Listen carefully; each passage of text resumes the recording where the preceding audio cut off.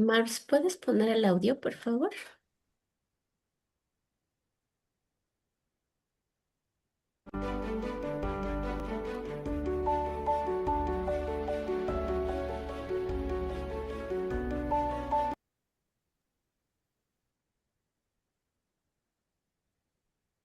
Hola, buenos días a todos. Les damos la más cordial bienvenida a nuestro 10º seminario Inspiramed. En esta ocasión tendremos un tema muy relevante, atender de forma diferenciada versus discriminatoria. Y en este espacio recordemos que nos invita a reflexionar sobre la importancia de formar médicos y médicas capaces de brindar una atención respetuosa, ética, incluyente y centrada en las necesidades de cada persona. Así evitamos prácticas discriminatorias en nuestros espacios clínicos y educativos. Agradecemos mucho su presencia y participación y para iniciar les doy la palabra a la doctora Yuriria Rodríguez para que nos presente al ponente. Muchas gracias. Bueno, pues muy buen día, muchísimas gracias. Yo les saludo y les recuerdo que pues el tema de hoy pues es parte de las actividades también de conmemoración al mes del orgullo LGBTQ+, y justo al orgullo Puma. En ese sentido, y agradeciendo mucho la aceptación del doctor Juan Carlos Mendoza Pérez, me voy a permitir presentarlo. El doctor es biólogo, maestro en ciencias de la salud, con especialidad en epidemiología y doctor en ciencias en salud colectiva. Actualmente se desempeña como profesor investigador en el Departamento de Salud Pública de la Facultad de Medicina de la UNAM, donde fundó la línea de investigación en salud y bienestar LGBT+.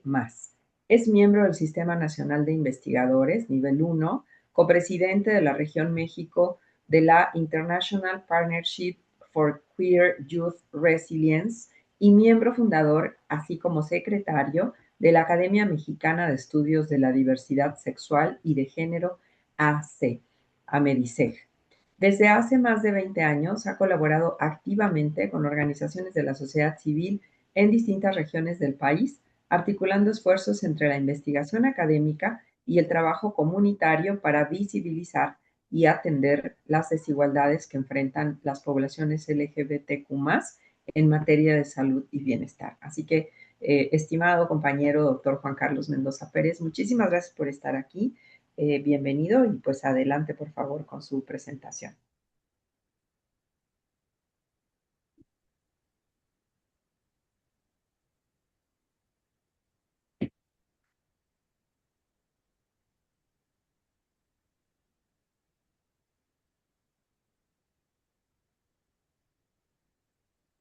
Ok, pero muchas gracias por la invitación.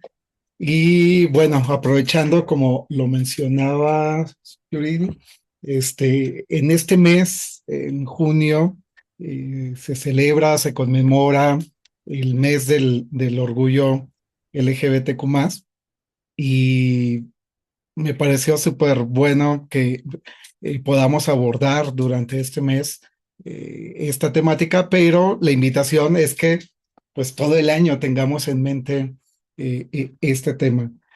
Voy a ir un poco rápido porque es mucha la información, pero si quieren que profundice en algún tema, me pueden incluso interrumpir. No sé cuál sea la dinámica aquí, si las preguntas son hasta el final o podemos estar dialogando. Este, Como Yuri. usted lo prefiera, doctor. Ok, Sí, como tú prefieras. súper. Y si alguien me quiere interrumpir para hacer una pregunta, nada más hay que ser breves y evitar comentarios muy largos para que no se alargue mucho la sesión. Entonces, primero les quisiera presentar algunos resultados de algunas investigaciones que hemos realizado en los últimos años. Sobre todo, es importante entender por qué se requiere incluir el tema de la salud LGBTQ+ en la currícula médica. Y les dejo este dicho que muchas veces he leído, sobre todo en redes sociales, y la invitación es para que se echen un clavado en las redes sociales, principalmente en Facebook de la Facultad cuando se anuncian este tipo de cursos, siempre hay un comentario como de yo tengo que atender a todas las personas por igual y no me importa quiénes son o incluso cuál es su actividad sexual o qué hacen en la cama. O sea, bajo este dicho quisiera que estuvieran pensando el desarrollo de esta presentación.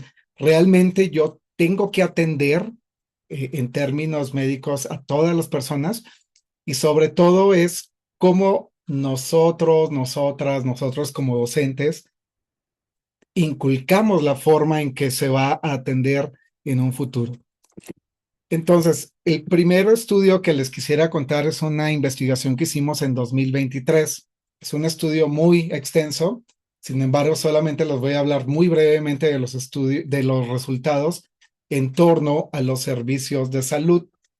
Es una encuesta electrónica que se hizo a nivel nacional y les preguntamos a las personas LGBTQ+, si habían recibido discriminación o violencia y en específico por causa de su orientación sexual o identidad de género, porque en los servicios de salud se pueden vivir muchos tipos de violencia. Entonces, aquí en específico hablamos de la orientación sexual o la identidad de género. El 23% de 7,451 personas que participaron dijo que había sido violentada o discriminada por su orientación sexual o su identidad de género en algún momento de su vida. ¿Cuáles fueron los principales tipos de violencia?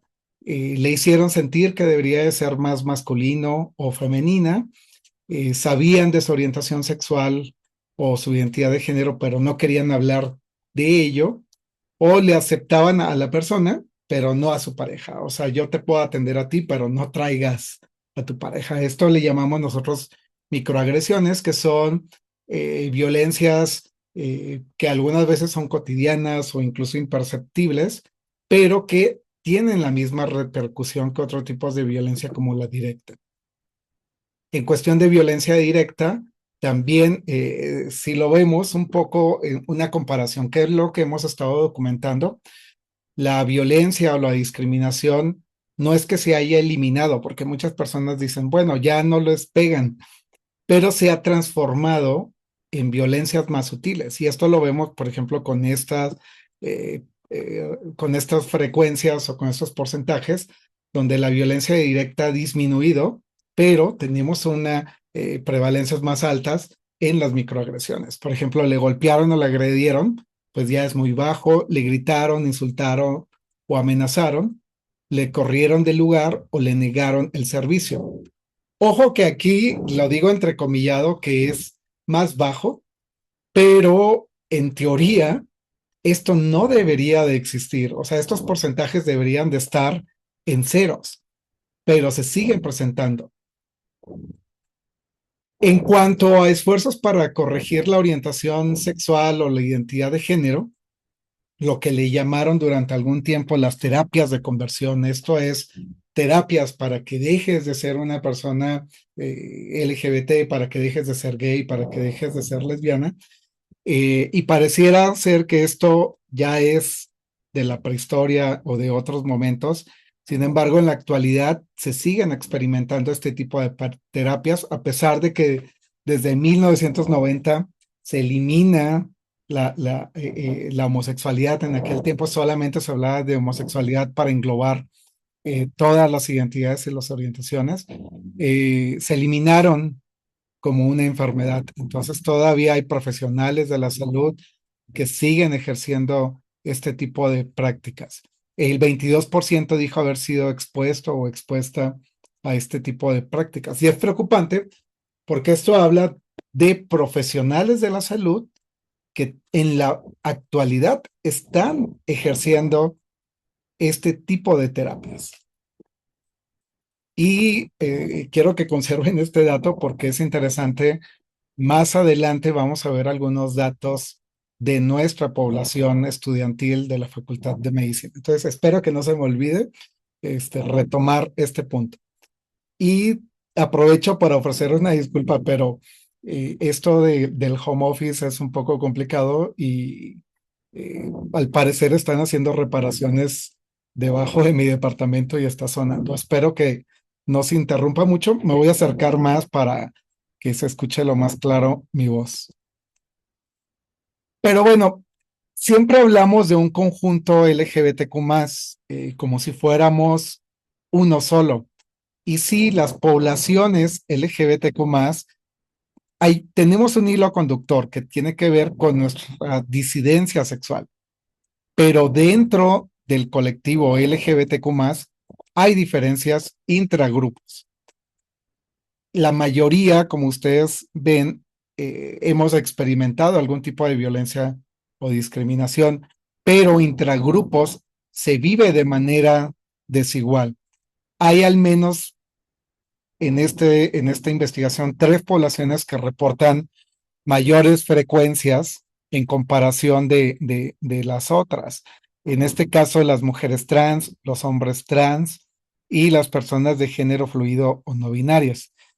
Probablemente yo estoy hablando pensando en que la mayoría conoce estos términos y sé que muchas de las personas probablemente no conozcan, pero la plática no me da como para dar como una clase de terminología, pero les quisiera contar a quienes no conocen a estas 3 poblaciones, una de las características que tienen es que son quienes violan o transgreden en mayor medida los estándares o las normas sociales. Las mujeres trans, muchas de las veces, no quiero generalizar, pero muchas de las veces es evidente su transgresión, sobre todo a la expresión de género o a los estándares de la expresión de género. Entonces, una regla que hemos documentado es que a mayor transgresión a la normatividad social, mayor castigo o mayor violencia se experimenta. Con esto no quiero decir que no sean importantes las demás poblaciones, pero es importante también documentar y tener en mente estas diferencias intragrupos. ¿Qué es lo que se vive en los servicios de salud? Y cuando hablamos de servicios de salud en este tipo de encuestas, eh, yo sé que podemos ser muy puristas y decir el sistema de salud o los servicios de salud son muchas cosas. Sin embargo, para la población general, por lo general, cuando hablamos de los servicios de salud, se piensa en la atención médica. Yo sé que es mucho más amplio, pero bueno, no todo el mundo es académico y menos se vincula con la preparación médica o formación en sistemas de salud. Entonces, tengamos en mente que probablemente la mayoría de estas respuestas están pensadas desde la atención médica.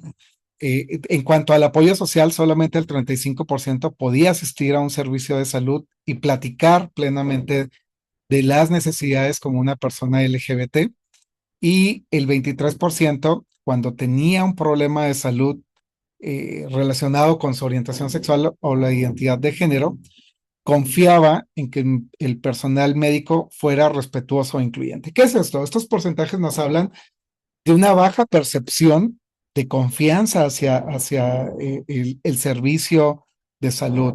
Yo no puedo hablar plenamente de quién soy y de mis necesidades vinculadas a mi orientación sexual o mi identidad de género. Y entonces, esto es a nivel nacional, esto es lo que piensan las personas LGBTQ+ a nivel nacional.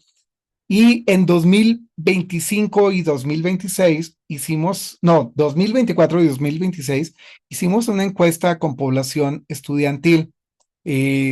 Preguntamos sí a estudiantes LGBTQ+, pero para esta plática no quisiera retomar esto porque no nos da mucho el tiempo, sino me quisiera ir enfocando hacia la parte de la formación médica.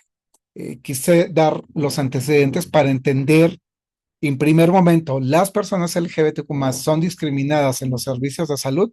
Sí, ya lo vimos con los datos anteriores, pero ahora vamos a ver la población médica durante su formación recibe herramientas para evitar los resultados anteriores, y por eso me voy a enfocar más en los resultados que tienen que ver con la formación y no tanto en si la población estudiantil LGBTQ+ ha sido discriminada, Pero les adelanto, bueno, este informe lo pueden descargar, está disponible en línea, pero sí, la población LGBTQ más estudiantil de la Facultad de Medicina, pues también es un reflejo y es parte de los resultados a nivel nacional.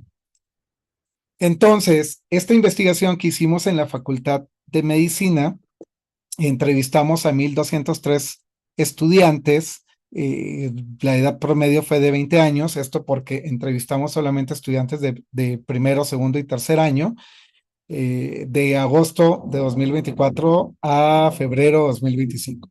Entonces, ¿qué encontramos en cuanto a la formación médica? Y estos son resultados de todo el conjunto de los 1,200 estudiantes. No segregamos para este análisis entre estudiantes LGBTQ+, o estudiantes cis heterosexuales. ¿Qué es lo que encontramos? En cuanto a la percepción de comentarios cis heteronormativos, ¿qué quiere decir esto? Comentarios donde solamente lo heterosexual es lo válido. El 42% manifestó que lo habían escuchado en sedes hospitalarias. Y aquí, si se fijan, es una N más pequeña y tiene un asterisco porque tiene que ver con estudiantes solamente de tercer año, que son quienes están en las sedes hospitalarias. Entonces, ¿de dónde vienen estos comentarios donde lo único válido es lo heterosexual o lo cisgénero? El 13% dijo que venían de sus profesores o profesoras adjuntos. El 56% reportó que venían de sus compañeros, compañeras de clase o de la facultad. Y estos comentarios también reportaron que el 70% eran del personal docente. Y esto es como preocupante, porque si se fijan al final, esto es una cadena prácticamente de producción de violencias. Es desde la formación, yo te educo, desde los comentarios violentos, discriminatorios, y pues al final nuestra población estudiantil es un reflejo de lo que se aprende en las facultades, y al final lo que se ejerce en la práctica profesional cuando se egresa, pues se reproduce lo que se aprendió. El 28% presenció comentarios heteronormativos. Perdón, era haber empezado de derecha a izquierda. El 28% dijo, yo presencié, escuché comentarios donde lo único válido era lo heterosexual. Y a partir de este 28% se desprenden estos porcentajes. Y digo, esto es preocupante porque son dos poblaciones con las que conviven principalmente la población estudiantil de medicina, con compañeros y con personal docente. Entonces son tus dos ejes clave que están reproduciendo este tipo de microagresiones. Sobre si se ha visto o si se ha presenciado discriminación hacia personas LGBT en la facultad, el 15% dijo haber presenciado este tipo de actos. Digamos que pues es una proporción considerable, nuevamente bajo el ideal que esto debería de ser cero, bajo todos los trabajos que se hacen de concientización, de no violencia, tanto a nivel facultad, tanto a nivel universidad, pues digamos que trabajar con la violencia es complicado, es a largo plazo, pero sigue siendo un foco rojo. De este 15% que reportó haber visto o presenciado actos de discriminación, ¿quiénes los ejercieron? El 62% dijo que de personal docente se vuelve a repetir como esta fórmula, compañeros, compañeras de clase, profesores profesoras en hospitales, esto nuevamente para estudiantes de tercer año, pero aquí se suma otra variable que no había estado en los otros resultados, en los otros principales resultados, como el personal hospitalario y profesores o profesoras adjuntos. Entonces, nuevamente es qué tenemos que hacer o cuál es el trabajo pendiente con la planta docente. Y yo celebro mucho este espacio porque pocas veces se puede llegar a la planta docente. Tenemos, digamos, más alcance con la población estudiantil, o incluso la población estudiantil está más abierta a asistir a este tipo de cursos, pero no la planta docente. ¿Es la Facultad de Medicina un espacio seguro para las poblaciones LGBT? Todavía se sigue con algunos pendientes. Eh, las, Solamente el 35% dijo que las expresiones hacia las personas LGBT eran siempre positivas. O sea, el resto piensa pues que hay una parte de que se habla de las poblaciones LGBT en forma negativa, no se brinda respaldo frente a actos discriminatorios en la facultad, el 54% lo reportó. Quisiera ir un poquito más rápido con esto para ir avanzando en la parte de la currícula. Y esto ya es parte de, se forma, se educa, se aborda el tema en la formación médica, 94%, y aquí hay un contraste, fíjense, 94% declara sentirse con habilidades o con la preparación para brindar atención médica a personas LGBTQ+. Pero por el contrario, y esto es muy interesante, el 61% no ha recibido información sobre atención médica a personas LGBT. Entonces, por un lado, hay un contraste entre yo me siento preparado para atender a personas, está como esta disposición. Y eso es muy bueno, es un gran avance, pero por otro lado, no tienes las herramientas para dar atención. 61% no ha recibido formación sobre atención médica a estas poblaciones. Entonces, no basta solamente con la sensibilización, o sea, yo me siento preparado, sino también es necesario y se requiere la preparación. Y el dato preocupante, y qué bueno que no se me olvida, recordarán que 22% de la población que participó en este estudio a nivel nacional dijo haber experimentado terapias de conversión o ECOSIG. Aquí es el dato preocupante, es nuestra población estudiantil, el 11% dice estar de acuerdo en aplicar terapias para cambiar la orientación sexual o la identidad de género. Entonces, estas tres cifras son un contraste, un choque. ¿Por qué? Porque por un lado, yo me siento preparado. Por otro lado, me falta información, pero por otro lado, estoy de acuerdo en que hay que aplicar terapias de conversión.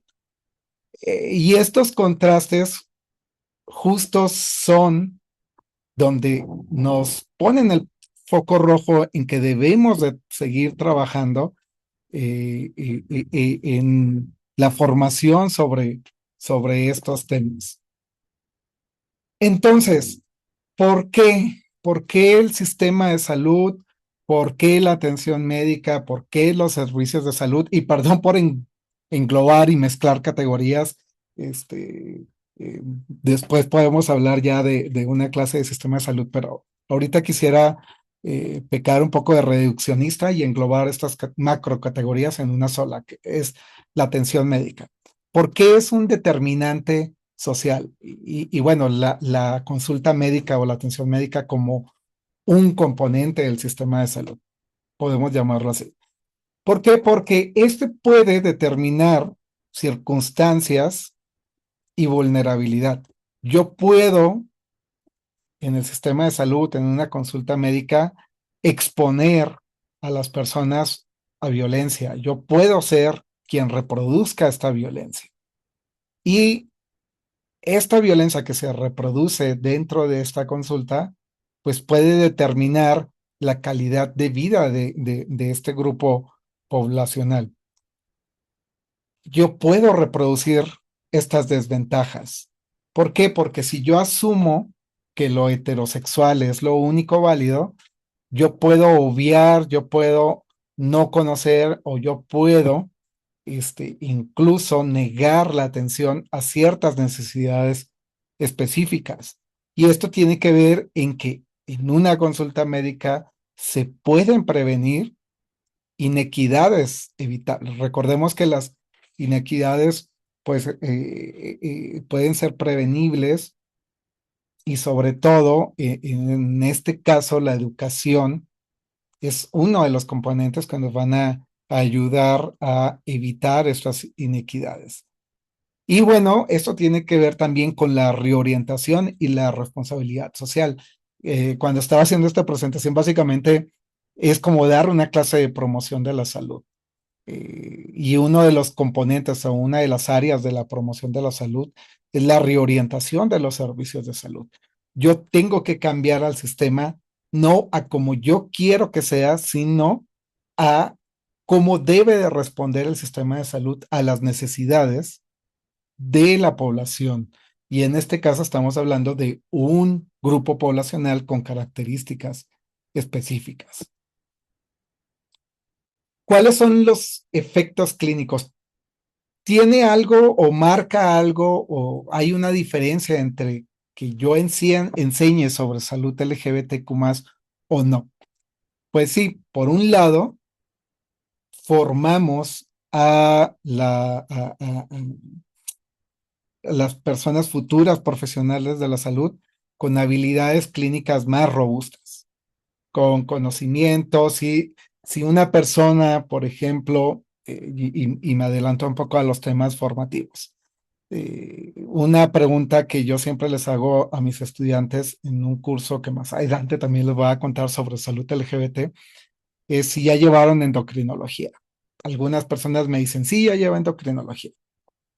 Y les pregunto, ¿en algún momento abordaron terapia de reemplazo hormonal dirigida a personas trans? Y hasta ahorita todas me han dicho que no. Con esto no quiere decir que ninguno o ninguna docente lo aborde, sino hasta ahorita me ha tocado la mayoría de los estudiantes que me han dicho que no.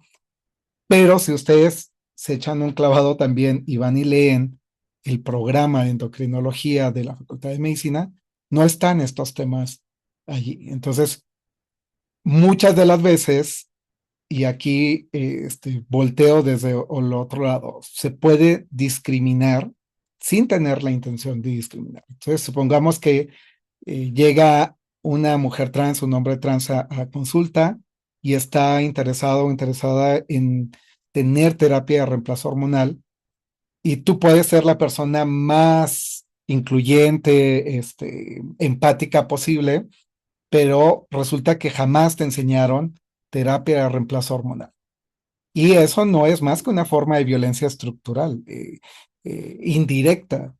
¿Por qué? Porque no tienes las habilidades para solventar o resolver las necesidades de esta persona.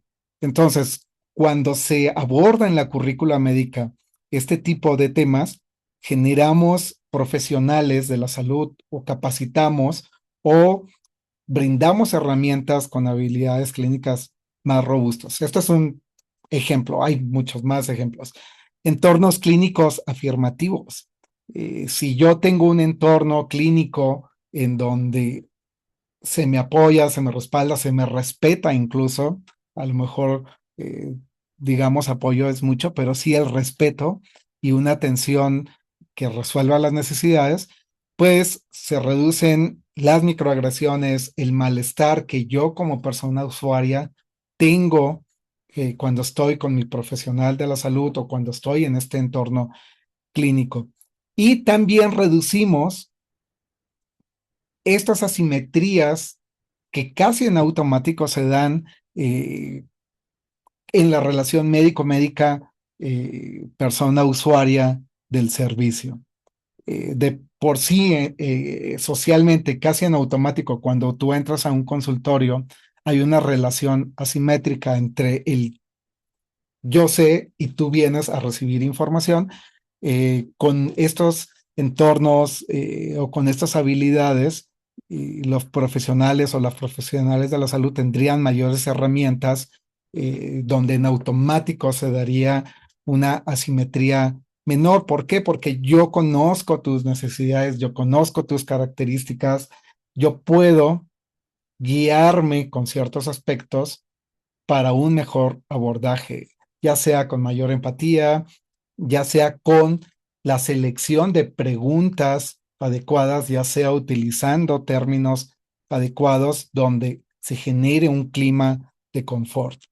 Eh, pero por otro lado, si no tenemos este tipo de formación, podemos generar prácticas discriminatorias. Lo que les comentaba, la falta de formación puede detonar la negación de servicios. Si yo no sé cómo atender tus necesidades de salud, yo no voy a saber, por ejemplo, qué estudios clínicos requieres, cuál es el tratamiento adecuado que requieres.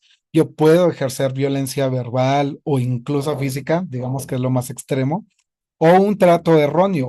Aún cuando yo tenga las mejores intenciones, yo puedo discriminar o ejercer violencia. Eh, la cuestión de la evitación de los servicios. Otro ejemplo claro es cuando una persona de las poblaciones LGBTQ+ recibe violencia en una sola consulta, digamos que es el primer contacto, el primer nivel. Si a mí me va mal e iba por un detalle menor, no regreso a ese servicio y probablemente ese detalle menor pueda progresar.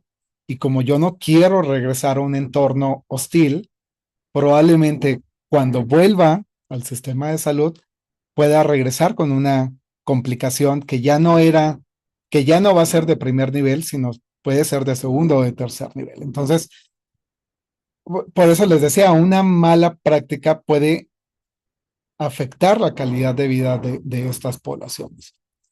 Y bueno, algo que se ha documentado en mayor medida en comparación de otras cuestiones de salud son las afectaciones graves en salud mental. Hay mayor distrés, hay mayor malestar psicológico, incluso se ha documentado una vinculación o una correlación entre un mal servicio o entre haber experimentado violencia y discriminación en los servicios de salud con depresión o incluso ideación suicida. Entonces sí, es importante abordar el tema de la salud LGBTQ+ en la formación médica. Lo que comentaba, y esto es interesante porque otra investigación en 2020, que es mucho antes que la que nosotros hicimos, esta es una encuesta que se hizo en 3 universidades de Estados Unidos, nuevamente en población de medicina, en población general. eh, Se les preguntaba acerca del trato, de sus habilidades, de su formación. Y curiosamente, nosotros, porque ellas fueron primero, encontramos algo muy semejante y pareciera ser que se repite incluso en países anglosajones donde se supone o pensamos que tienen mayor trayectoria en este tipo de temas. Encontraron también lo mismo, mayor conciencia. Sí, yo quiero atender, hay una disposición en atender a estas poblaciones, pero el conocimiento era básico o moderado, o sea, no tenían como estas herramientas o estos conocimientos teóricos, la terminología eh, en torno a la salud LGBT y mucho menos tenían una preparación clínica. Digamos que nuevamente hago énfasis, no basta solamente con la intención, sino que hay que tener esta capacidad técnica, esta capacidad práctica. Este mismo estudio, aunque no viene aquí anotado, se toma muchas veces como un referente. Digo, tiene sus limitantes porque es un estudio de autorreporte, pero ellos hacen análisis que entre quienes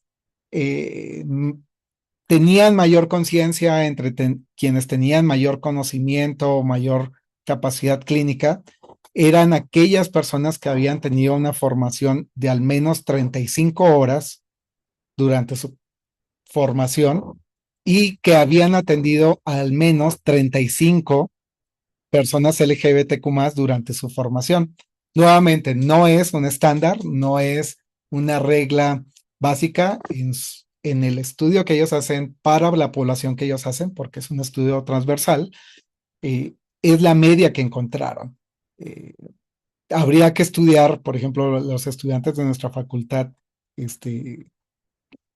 esta correlación. Pero bueno, es un estimado que ellos encuentran 35 horas de educación o de formación sobre poblaciones LGBTQ+ en la salud y haber estado expuesto a 35 pacientes LGBTQ+. Con esto había una correlación entre tener una mayor conciencia actitudinal entre mayor conocimiento y una mayor preparación clínica. Me pareció como interesante. Entonces, se preguntarán, bueno, entonces, ¿qué debemos de enseñar? No hay una fórmula clara o definida, pero sí les puedo contar lo que hemos documentado entre los principales retos.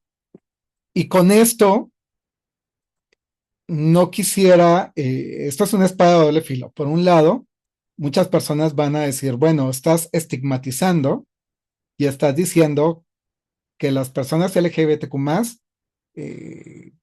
por ser personas LGBTQ+, tienen este riesgo.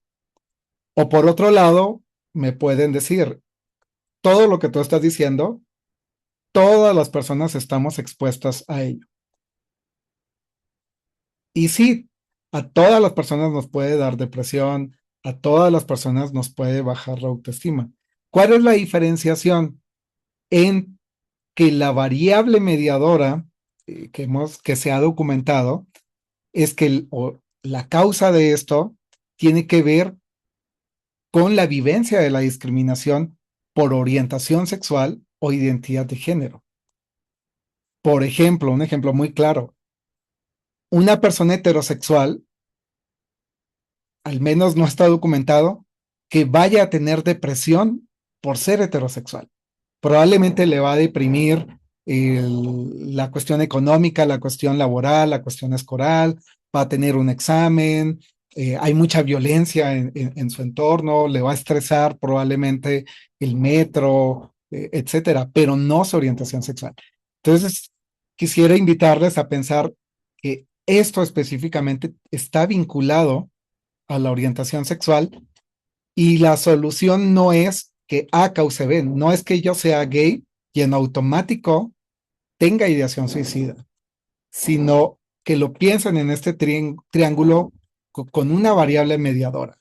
Es yo soy un hombre gay, experimento discriminación, que sería la punta del triángulo, y por lo tanto tengo ideación suicida. Entonces la solución es elimino la discriminación para que yo tenga los mismos estándares o el mismo piso que mis contrapartes heterosexuales. Eso es lo que habla la teoría del estrés de las minorías. Las poblaciones LGBTQ+, tenemos un exceso del estrés cotidiano o del estrés que deberíamos de tener como cualquier otra persona.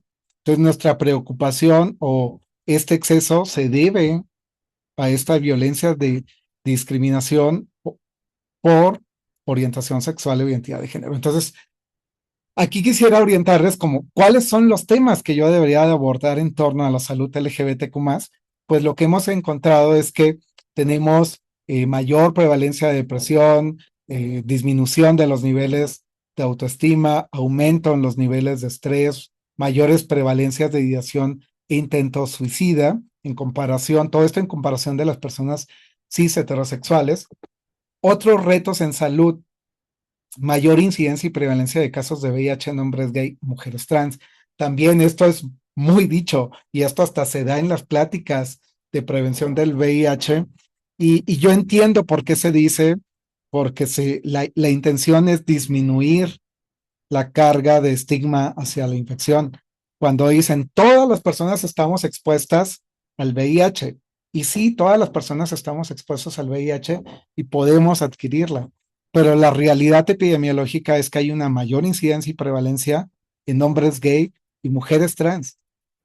Y esto lo tenemos que evaluar desde el análisis de la discriminación, que hay condiciones estructurales. No es que haya un gen en estas dos poblaciones que favorezca la adquisición del VIH, sino que son poblaciones con mayor vulnerabilidad social y por esto hay una determinación social en torno al VIH. Problemas para acceder a servicios de salud, la discriminación, mayores retos en salud sexual. Nuevamente, todas las personas podemos adquirir una ITS, pero el reporte en prevalencia son mayores en estas poblaciones. Entonces, yo tengo que tener en mente que en mi currícula se aborda todo esto. Yo no les estoy hablando que estoy descubriendo el hilo negro. sino cómo yo puedo dar un enfoque de los temas que incluso ya se están viendo en nuestra currícula actual en la Facultad de Medicina, problematizando, esquematizando, presentando a estas poblaciones dentro de estos temas. Salud sexual se ve en la Facultad de Medicina, VIH, infectología se ve, mayor consumo de sustancias, incluyendo el tabaco y alcohol, también se ve este tema, pero se elimina el abordaje hacia estas poblaciones. Ese es el punto negativo. Complicaciones por tratamientos en cirugías de afirmación de género, principalmente en personas trans. ¿Qué es esto? Ahorita hay toda una discusión de si el sistema de salud debe cubrir o no cirugías de afirmación de género, implantes mamarios, mastectomías, etcétera. Ya ha habido amparos de personas trans que los han ganado, donde el IMSS les tiene que hacer este tipo de intervenciones. Pero no todas las personas pueden acceder a estos servicios. También lo que hemos visto es que queda contentillo de quien te toque, que puedas progresar en este tipo de trámites, o si es alguien transfóbico, te va a decir que no en automático. Entonces, quienes no pueden acceder, al final recurren a personas no profesionales de la salud para realizarse este tipo de intervenciones. Y bueno, algo que pudo haber sido, y si ustedes lo quieren ver, incluso por la cuestión costo-efectividad, pudo haber sido más barato en el sistema de salud y no complicar a alguien que durante años o décadas va a tener que utilizar los servicios de salud justo por una decisión más transfóbica que de presupuesto. Y menor apoyo social e institucional. Entonces, todos estos rubros son como los pendientes que nosotros hemos detectado. Yo sé que puede haber más y otras investigaciones, pero los estoy hablando desde nuestra área de investigación, que si ustedes lo visualizan, lo pueden aterrizar en la currícula, en las asignaturas que ustedes dan.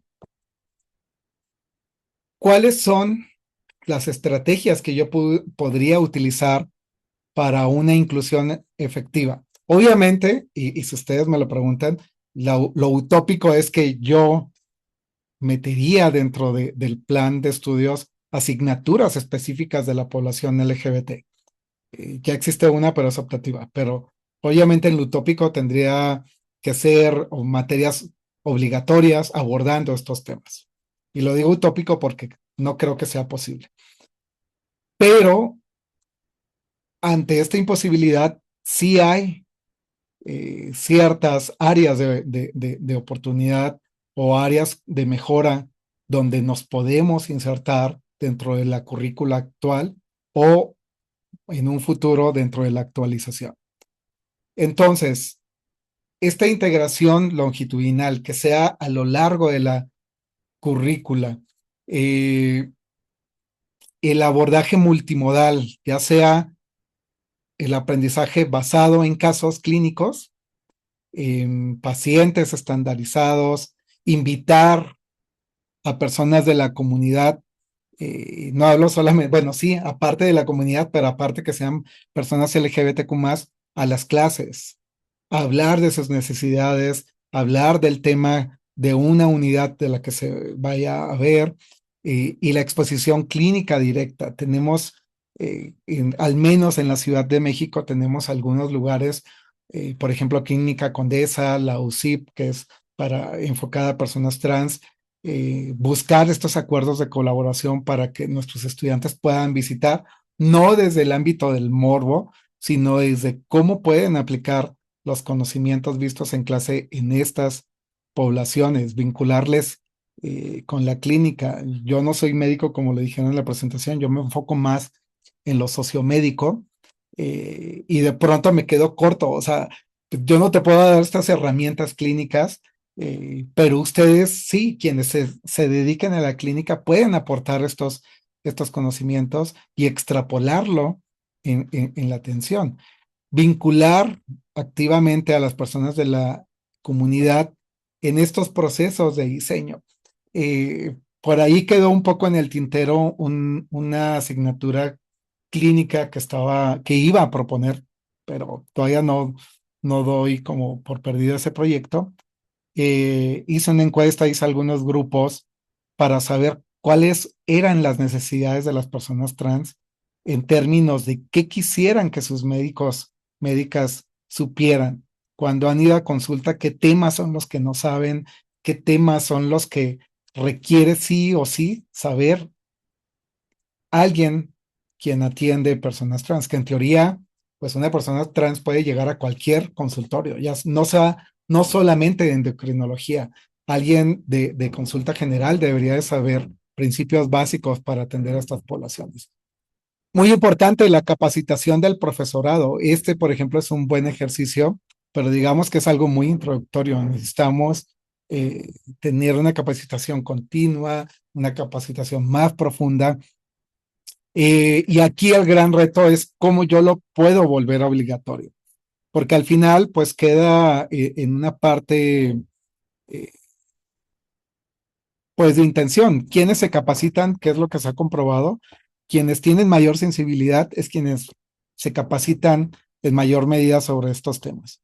Pero ¿qué pasa con aquellas personas que jamás van a capacitarse y que muy probablemente sean quienes están reproduciendo estos comentarios? Y yo no tengo la respuesta, no puedo decir cómo los podemos obligar, eh, pero quisiera como lanzar este punto. Y por otra parte, se pensaría, no debe de ser obligatorio, pero el primero constitucional dice que no debemos de discriminar, y eso sí es obligatorio. Eh, y bueno, dejo hasta ahí esta reflexión. Eh, la evaluación sistemática, tenemos que seguir monitoreando. Hubo una encuesta previa, creo que fue en 2023, nosotros en 2024, y creo que debemos de estar monitoreando constantemente cuál es el ambiente, cuál es la formación, probablemente ya no solamente desde la percepción, sino hacer evaluaciones directamente de la currícula médica. Tenemos una currícula que discrimina o no discrimina. eh, los planes de estudio, incluso la siguiente investigación que estoy planeando, ya no solamente tiene que ver con población estudiantil, sino que vamos a investigar qué pasa con el profesorado, qué pasa con la planta docente. Porque también de pronto me pongo en este papel de, así como a los estudiantes les exigimos una práctica profesional adecuada, sin darles herramientas, y por otra parte le exigimos al personal del docente que no violente, que no replique, pero tampoco le damos herramientas ni de formación ni de sensibilización. Entonces creo que también es otro punto pendiente, conocer las necesidades de la planta docente para después también realizar actividades dirigidas a la planta docente y no solamente a la población estudiantil. Entonces, el lema de la plática era atención diferenciada versus discriminatoria. Y aquí está, retomo lo que les decía que tuvieran en mente. Yo atiendo a todas las personas por igual. Si ustedes me piden que les trate de una forma especial, entonces ustedes están fomentando la discriminación. Y bueno, todas esas son no más que maromas para al final, pues que asoman la discriminación. En promoción de la salud es uno de los principios básicos. Dependerá el grupo social al que pertenezcas tu modo de enfermar. Entonces, no podemos y no debemos de atender a todas las personas por igual. ¿Por qué? Porque hay necesidades específicas. Yo no, y un ejemplo que siempre pongo y que queda muy claro, yo no puedo atender a un niño de 80 años, a un niño, perdón, a un niño de 5 años, de igual manera que un adulto de 80 años. Y eso a todo el mundo le queda muy claro. Pero cuando hablamos que hay que tener una atención diferenciada en personas LGBT versus heterosexuales, a todo el mundo le explota la cabeza y se vuelve un caos. Pues bueno, ¿qué logramos con una atención diferenciada? El principal es un acceso equitativo y efectivo a la salud. Si yo tengo una atención discriminatoria, pues excluyo, condiciono el acceso a ciertos servicios probablemente y finalmente causa un daño. ¿Por qué se requiere atender necesidades específicas? Porque cada población es distinta. Ya lo vimos, el ejemplo más emblemático, el VIH. Hay una condición estructural que favorece a que las prevalencias sean más altas con estas poblaciones. ¿Cómo opera la atención diferenciada? Pregunta, reconoce, no asume. No asume en automático, por ejemplo, que todas las personas que llegan a consulta son heterosexuales. Aplicado a la realidad. Yo puedo ser ginecólogo y una vivencia que viven muchas mujeres lesbianas es que automáticamente le preguntan por el esposo o por los hijos. Se presupone la heterosexualidad, se presupone que tu pareja es un hombre y se presupone que todas las mujeres quieren tener hijos. Y con esto no digo que las lesbianas no quieren tener hijos o no pueden tener hijos, sino aquí lo que critico es la generalidad. Cuando es discriminatorio, pasa eso. Cuando es diferenciado, yo pregunto, ¿quién es tu pareja? ¿Es un hombre o es una mujer? ¿Quieres tener hijos o no quieres tener hijos? ¿Cuál es la vía por la que quieres tener hijos? Entonces, no presupone. La historia sexual sin asumir, esto también es otro detalle. Pasa mucho, sobre todo con las juventudes de hombres gays, los más jóvenes, adolescentes incluso, donde llegan a consulta por algún motivo de alguna infección de transmisión sexual y el personal médico en automático habla de la novia, que si ya sabe, ya le preguntó, y eso cierra el canal de comunicación. Si a un adolescente le preguntan por la novia, es muy poco probable que va a hablar de que su pareja sexual fue un hombre, y eso cierra la posibilidad de dar recomendaciones de cómo prevenir infecciones de transmisión sexual entre hombres, de algunos retos, de acompañamiento, incluso en salud mental. Lo más seguro es que este adolescente se quede callado, le da su receta, se va y se perdió la oportunidad de un abordaje integral. La atención diferenciada lo que busca o lo que está basada es en los derechos humanos, entiende la determinación social, entiende que la pertenencia a un grupo social determina la salud, que hay una vivencia de discriminación. En cambio, la atención discriminatoria promueve, reproduce el estigma y el prejuicio estructural. Es una barrera y genera que las personas LGBT no lleguen a los servicios de atención. Pero bueno, quisiera, para ir finalizando, mencionarles qué es lo que hemos hecho, al menos desde la línea de investigación que tenemos mis amigos imaginarios y yo en el Departamento de Salud Pública. Yo entré a trabajar en 2008 y a partir de ese momento, pues mi línea de investigaciones sobre salud LGBT, y en colaboración con otras universidades, con otros organismos, hemos realizado algunas actividades, pero quisiera platicarles de la asignatura optativa, que en su momento cuando escribí esta propuesta me sonaba muy bonito el nombre, ahora es largo y eterno, pero bueno, se llama Elementos Básicos para una buena práctica en la prevención de la enfermedad y atención a la salud de las personas LGBT, y hasta hay que tomar aire para terminarlo. Y esta es una asignatura que fue aprobada, déjenme recuerdo si fue en 2020 o 2021 aproximadamente, fue un poco antes o durante el transcurso de la pandemia, perdón. Tardó un poco en aprobarse porque justo estábamos en el proceso de la pandemia. Es una asignatura optativa y esta es una de las críticas que se tiene en la literatura donde se han evaluado materias semejantes pero a nivel internacional, que por ser carácter optativo, obviamente quien esté más sensibilizado es quien la va a tomar, y hasta la fecha, en los cursos que he dado, en los 2 o 3 años implementándola, pues sí, la mayoría de los estudiantes que se han inscrito es porque tienen alguna empatía, no el conocimiento, pero sí la empatía hacia estas poblaciones. Todavía falta llegar hacia quienes no tienen esta empatía.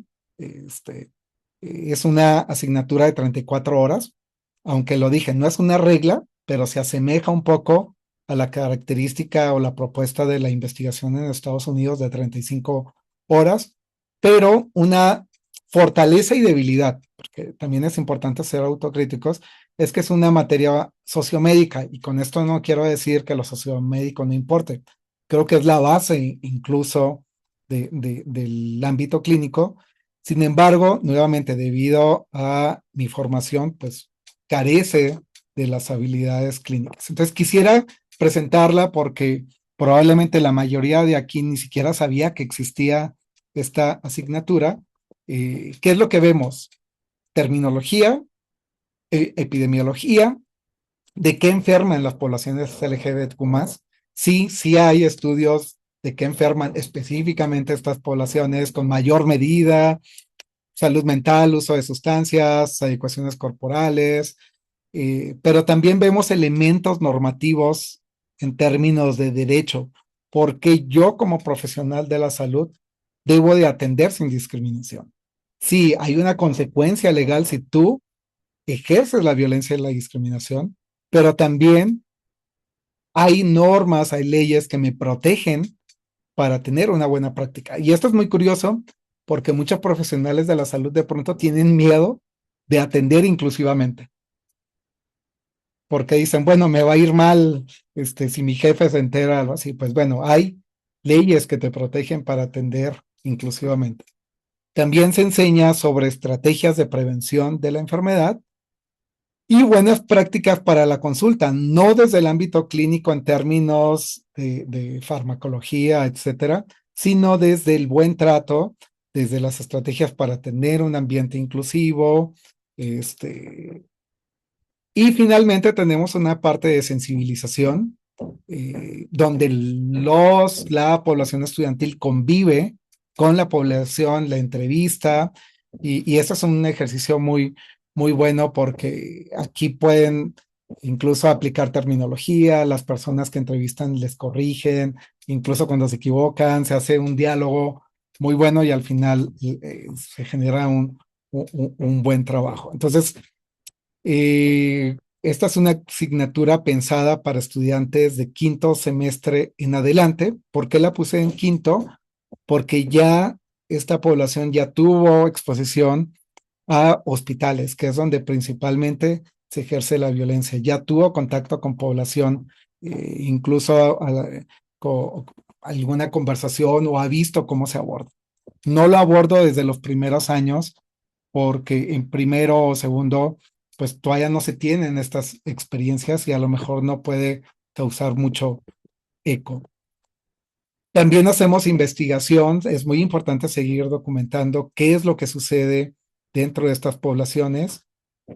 Y aquí es donde yo quisiera hacerles una invitación, sobre todo a la población docente, que son prácticamente ustedes, este público que asistió a esta plática. Tenemos un seminario que se hace año con año. Ya llevamos 7, vamos por el 8º este año, donde damos las herramientas. Antes era muy sociomédico, pero viendo esta necesidad o esta debilidad por mi formación, decidí volver a este seminario más clínico.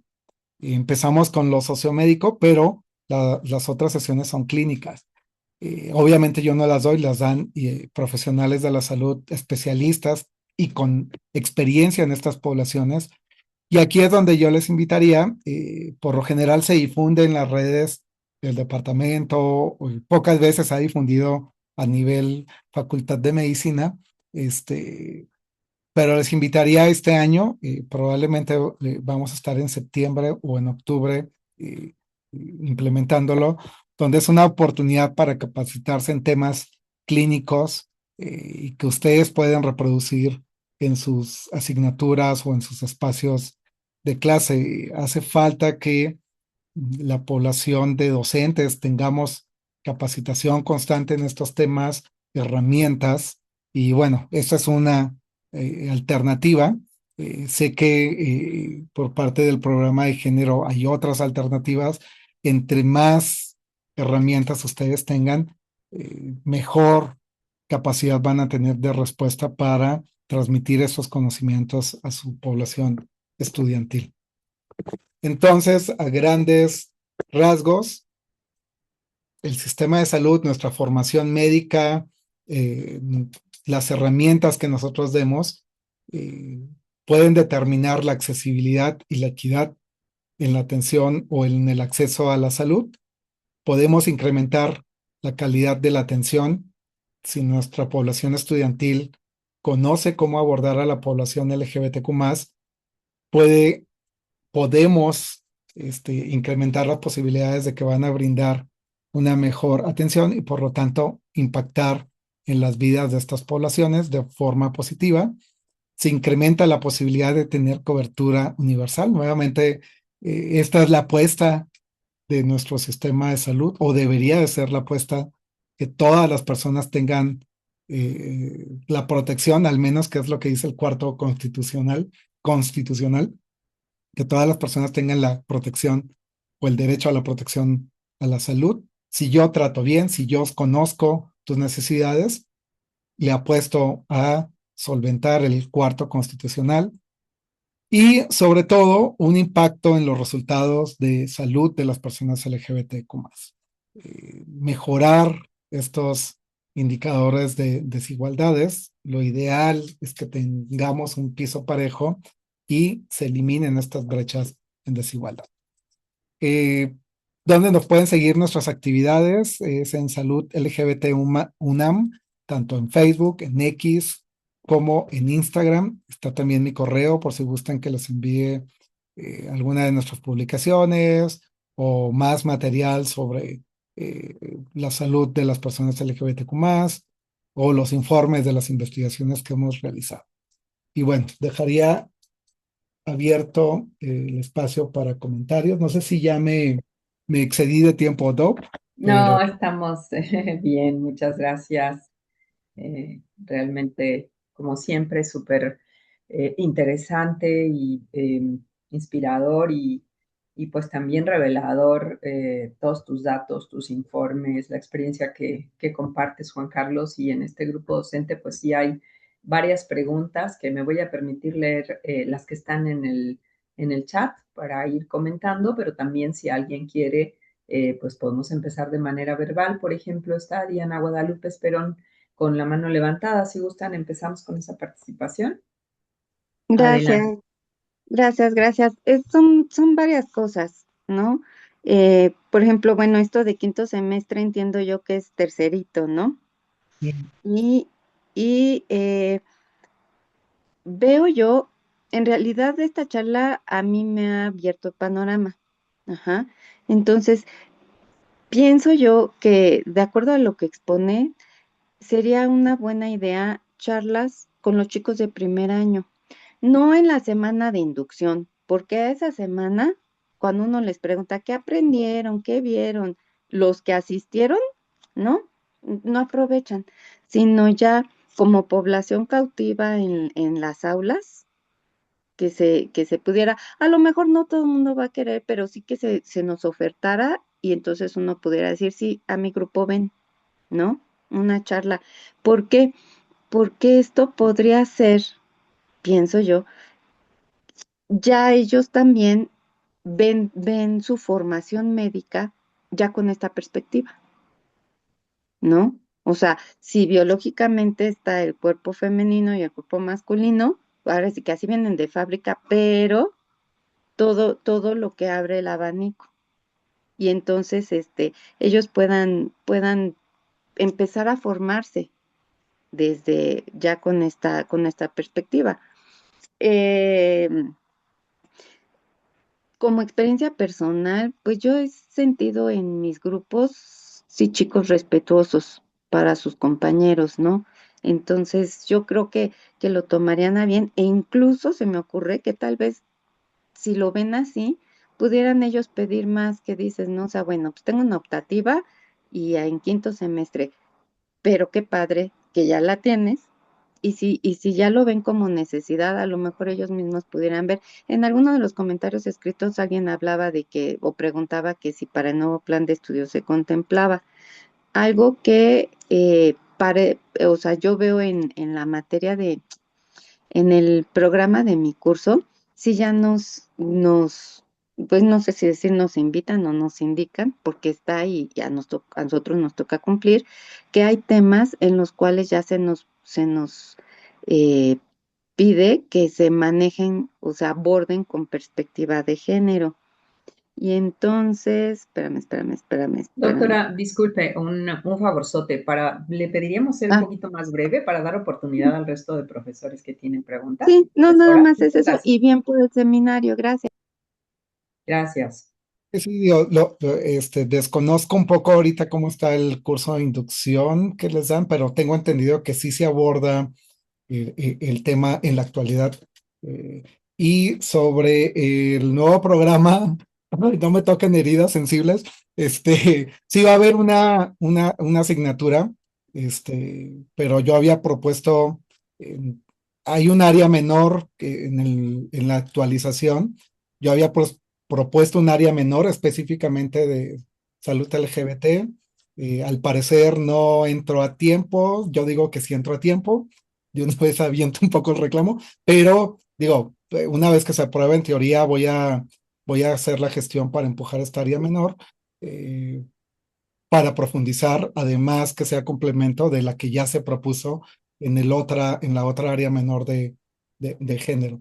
Pero lo que sí es que hasta que termine la población estudiantil del plan de estudios actual, pues esta asignatura va a seguir vigente. Entonces, todavía hay oportunidad. Pero sí, gracias. Y sí, creo que pueden aprovechar, no es necesario todavía la actualización, como se les invita, como lo dijo la doctora Diana, se les invita a que impartan sus asignaturas con perspectiva de género, pues ustedes pueden ir implementando ejemplos. Nuevamente retomo, perdón por hacer mucho énfasis sobre terapia de reemplazo hormonal. Quienes den endocrinología, a lo mejor no es necesario, sería lo ideal que uno de los temas sea salud trans, sería lo ideal, pero si no, cuando vean farmacología, estudios hormonales, pues metan, va a llegar alguien que le va a pedir terapia de reemplazo hormonal, estos son los estudios, estos son los estándares, etcétera. Digamos que como docentes podemos jugar un poco con nuestros planes de estudio actuales sin necesidad de que vaya el apellido LGBT normativamente en estos planes. Gracias. Sí, muchas gracias. Tenemos acá un comentario y pregunta de la profesora Karen Mendoza. A partir de estos datos donde las personas trans y no binarias reportan los porcentajes más altos de violencia o discriminación en servicios de salud, ¿cómo debería transformarse la formación médica para que el problema no se aborde solo como sensibilización, entre comillas, sino como una competencia clínica obligatoria vinculada con seguridad del paciente, calidad de la atención y responsabilidad profesional? Sí, ahí la mayoría de las investigaciones, y esto es importante decirlo, son anglosajonas que evalúan la formación médica en temas LGBTQ+. Uno de las constantes es, y hacen mucho énfasis, en que la salud de personas trans es la más débil. Y esto, digo, cuando uno va concatenando y armando, las personas trans son las más discriminadas en los servicios de salud, pues eso habla que el personal médico, pues es más transfóbico. Y si es más transfóbico el personal médico, quiere decir que en su formación, pues recibieron o se retroalimentaron con transfobia, o de plano nunca se les educó, para que una persona trans llegue a su consulta y saberla atender. Y yo aquí a veces juego estos dos papeles. Soy como malvado y me dicen que yo no quiero al gremio médico, pero sí les quiero, por eso estoy aquí. Pero por otro lado, también soy abogado del diablo. No me pidas ser trans friendly cuando en mi formación médica jamás me dijeron que iba a llegar una persona trans y jamás me dieron a conocer cuáles son las necesidades de las personas trans. Y además, jamás me he motivado para buscar formación extra de la que no me enseñaron. Entonces, digamos que es una cascada de situaciones indeseadas. Pero entonces, ¿qué es lo que se ha propuesto? Nuevamente, las competencias clínicas. ¿Cuáles son? No las únicas, nuevamente, no quiero encasillar que estas son las únicas necesidades de las poblaciones trans, pero son las que con mayor frecuencia se reportan. Yo tendría que trabajar muy fuerte en los programas de endocrinología. Yo tendría que trabajar muy fuerte en salud mental, en psiquiatría y en psicología. No para cambiar, no desde la perspectiva del cambio de las terapias, sino desde el trabajo que incluso acaban de presentar una conferencia hace una semana sobre terapias de afirmación de género. Porque, ¿qué enfrentan las personas trans? Sí, muchos problemas de salud mental y de psiquiatría, pensándolo en salud mental, enfocándolo a psicología. Yo sé que todo eso abarca, pero también problemas psiquiátricos generados por la transfobia y por la violencia vivida. Entonces, yo tengo que pensar en estas dos vertientes que son de las principales, no las únicas. Incluso también otro tema que está llegando, porque se ha investigado poco, pero es la nutrición, que va ligada también con la terapia de reemplazo hormonal. Entonces, por una parte, yo tengo que fortalecer la cuestión clínica, decirle, estos son los estudios, estos son las formas de interpretar estos estudios, complementándola con la parte sociomédica. Yo te tengo que brindar las herramientas para que sepas utilizar los pronombres correctos, cómo preguntarle a una persona, incluso quién es una persona trans. Porque algo que yo he visto es que hay mucha empatía por algunas personas, pero si yo ni siquiera sé explicar quién es una persona trans, ¿cómo voy a atender a una persona trans? Y yo aquí sí difiero. Hay muchas personas que se enojan cuando dicen que hay que educar a las personas y se enojan y dicen, pues edúcate tú. Yo sí le apuesto a que debemos de educar, debemos de proveer las herramientas. Una vez que yo te provea las herramientas, si cometes estos errores, ahí sí voy contra ti. Denuncia, queja, meeting, lo que tú quieras. Pero antes no, o sea, yo tengo que formar, brindar las herramientas, terminología, habilidad clínica, ejercicio práctico, vincular. Varios de mis estudiantes que incluso han tomado la optativa, cuando les he preguntado, ¿conocen a una persona trans? Y esto parece curioso, muchos nunca han tenido el contacto con una persona trans. Y esto no quiere decir que sea obligatorio. Para inscribirte tienes que conocer a una persona trans, pero nosotros debemos de acercarnos a esas poblaciones. Y yo sé que el ideal sería que todas las poblaciones en situación de vulnerabilidad estén aquí. O sea, qué chido sería que tuviéramos otras asignaturas sobre población indígena. Qué chida que sería de población con discapacidad, etcétera. Digo, yo hablo desde mi trabajo, pero debemos de acercar a nuestra población estudiantil a estas poblaciones y tener contacto. Entonces, resumiendo, ¿cómo mejoramos la calidad de la atención? Con habilidades de sociomédicas que tiene que ver con el buen trato, con habilidades clínicas, pero también con el involucramiento de la comunidad. Muchas gracias. También está el comentario de Virginia Pascual Ramos con respecto al título de la asignatura optativa. En la actualidad, la prevención ya es parte de la atención a la salud. Se podría tal vez reducir. Creo que el tema también se presta a la reflexión bioética. Sin embargo, no parece reflejada en su contenido. Sí, ya ahorita es como tendría que hacer un trámite administrativo para cambiar de nombre. Digo, ahora ya nada más le pondría salud LGBT, sin tanto, ya aprendí la lección, pero digamos que también ya ahorita con esta nueva actualización ya no tendría tanto sentido chutarme 3, 4 meses para actualizar el nombre. ¿Por qué lo puse diferenciado? Porque en esta idea de la atención en el consenso social está enfocada más a la cuestión clínica y la prevención más en el ámbito sociomédico.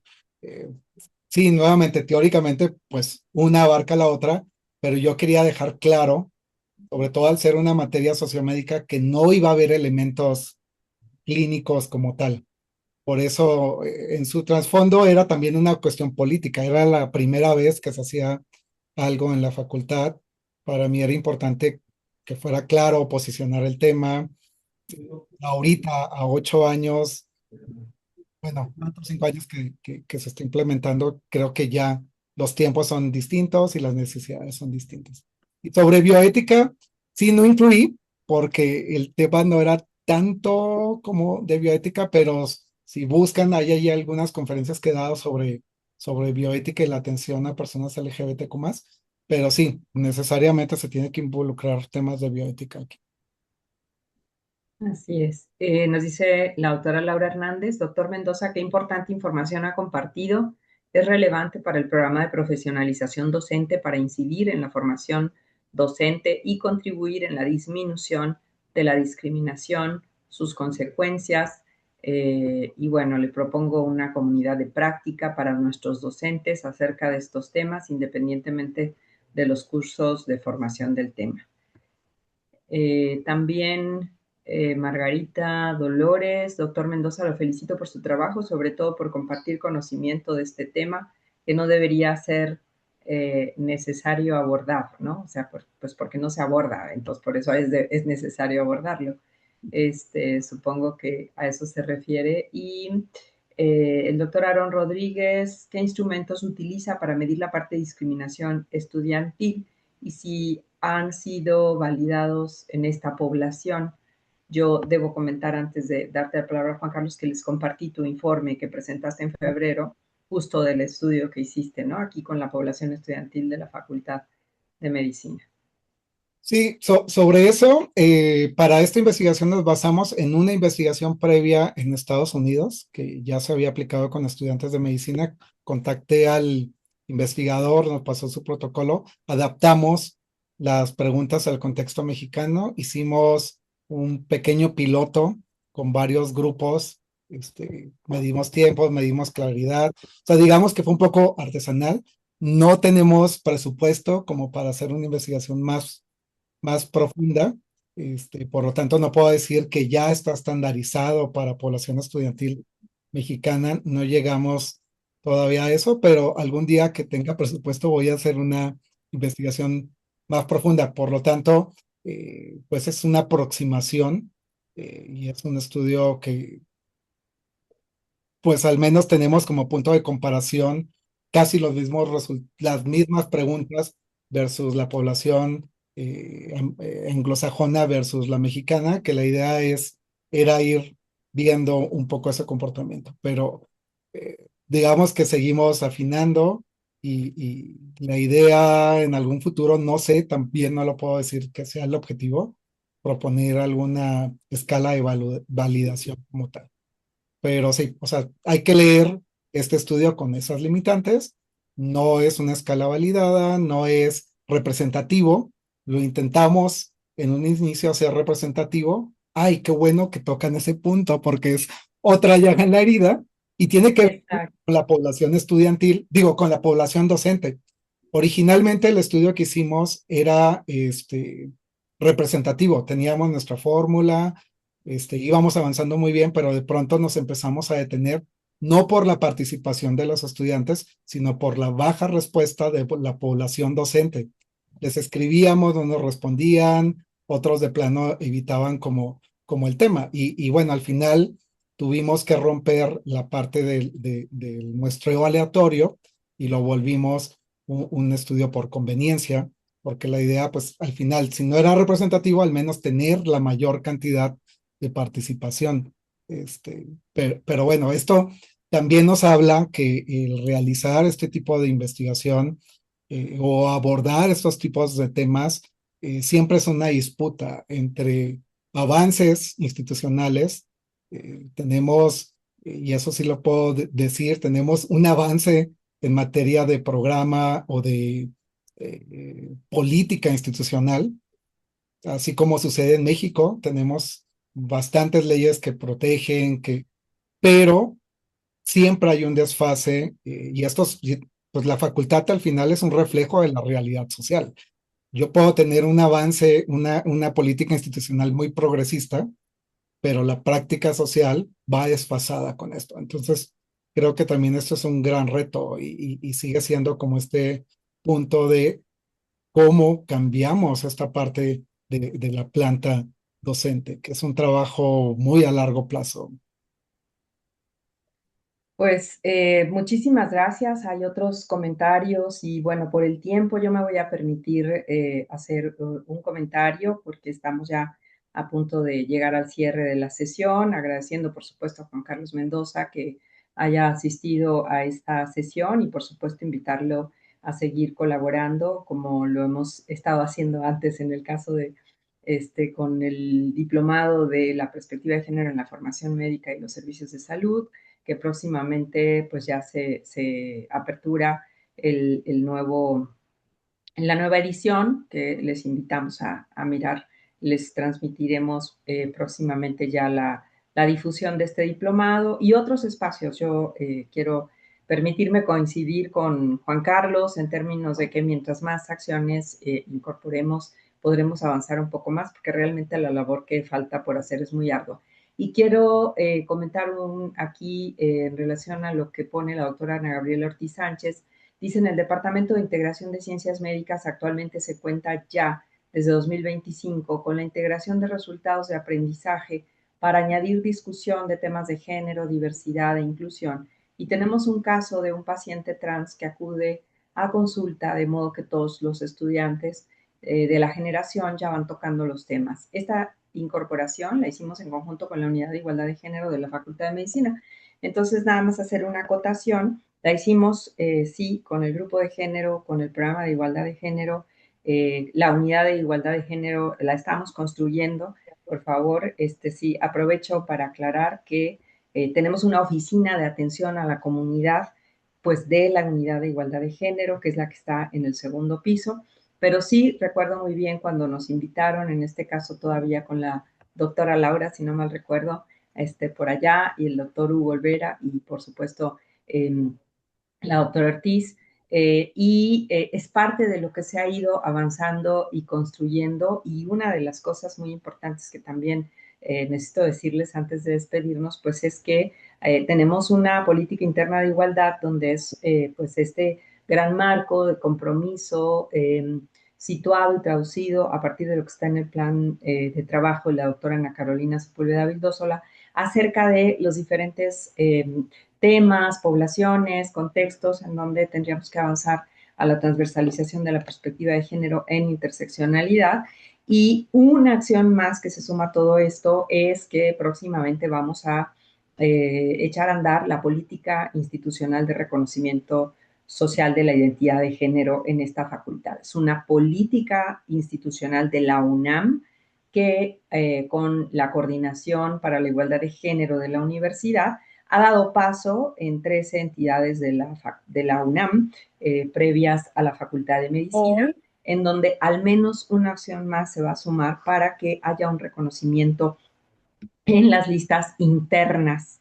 Entonces, próximamente nos veremos en sus reuniones de profesorado de inicio de semestre en los departamentos, donde les vamos a platicar un poquitito más, pero pues el único cambio que ustedes podrán ver y les solicitamos su apoyo en respetar este reconocimiento social que el estudiantado que lo solicite, pues se le pueda respetar su derecho a la autodenominación y a la autonomía para autonombrarse y autodeterminarse en el nombre que quiera usar. Y eso va a aparecer solo en los listados internos de la facultad. No es un cambio legal, no es un cambio que sustituya el procedimiento legal ante un juez cívico, pero sí es un cambio interno que en la UNAM se está trabajando ya en otras facultades y dependencias y que se va a seguir avanzando y en este caso pues nos toca a la Facultad de Medicina iniciar en agosto con esto. Y como parte de las actividades de la Semana de Bienvenida, que esta vez solo será una primera semana de varias pláticas y actividades, hablaremos de esto con el estudiantado y de la necesidad de este respeto y de aproximarnos a especialistas como el doctor Juan Carlos Mendoza, como otros especialistas que también han trabajado estudios con la población, como el doctor Samuel Bravo, el doctor Hamid Vega, la doctora Virginia Barragán, con quienes, dicho sea de paso, construimos esa asignatura, que es una de las 4 asignaturas del área menor de género, salud y derechos humanos, y que, como bien dice el doctor Juan Carlos, es un paso más, pero todavía nos falta hacer muchas más cosas y les invitamos a sumarse. Por eso la invitación a Juan Carlos en esta sesión y justo en este mes del orgullo, pero con la firme convicción de que cada mes y cada día hay que seguir trabajando todo el año para seguir avanzando. Entonces, creo que hemos terminado el tiempo, doctora Karen Mendoza, y pues muchas gracias por su atención. Gracias. Muchas gracias a todos. Nos vemos a la siguiente. Muchas gracias. Bonito día. Luego.